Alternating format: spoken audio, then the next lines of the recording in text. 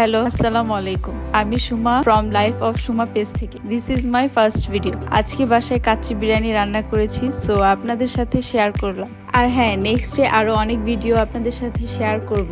আপনারা সাথে থাকবেন আর ভিডিওটা লাইক, কমেন্ট, শেয়ার করে দিবেন। সো কাচ্চি বিরিয়ানি রান্না করার জন্য যা যা উপকরণ আমি নিয়েছি, প্রথমে পরিমাণ মতো তেল দিয়ে নিয়েছি, তারপর এলাচ, দারচিনি, চীনাবাদাম, কাঠবাদাম, কাজু বাদাম, সাদা গোলমরিচ, পোস্তদানা এগুলো পেস্ট করে দিয়েছি। তারপর পরিমাণ মতো আদা রসুনের পেস্ট, টক দই, কাঁচামরিচ, পরিমাণ মতো একটা লেবু, পেঁয়াজ বেরেস্তা, লবণ, লাল মরিচের গুঁড়া দিয়ে মিক্স করে নিয়েছি। তারপর রাঁধুনির কাচ্চি বিরিয়ানির মশলার সাথে টমেটোর কেচাপ দিয়ে আরেকবার ভালো মতো মিক্স করে নিয়েছি। তারপর 30 মিনিট রান্না করার পর গরুর দুধ এবং চিনি দিয়েছি।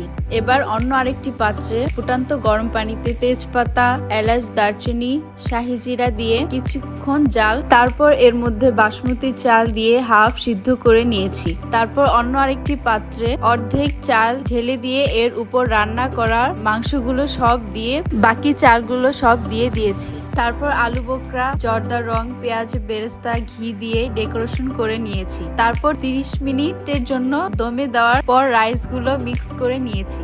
এটা আমার ফার্স্ট ভিডিও ছিল, সো যদি কোনো ভুল হয়ে থাকে তাহলে ক্ষমার দৃষ্টিতে দেখবেন।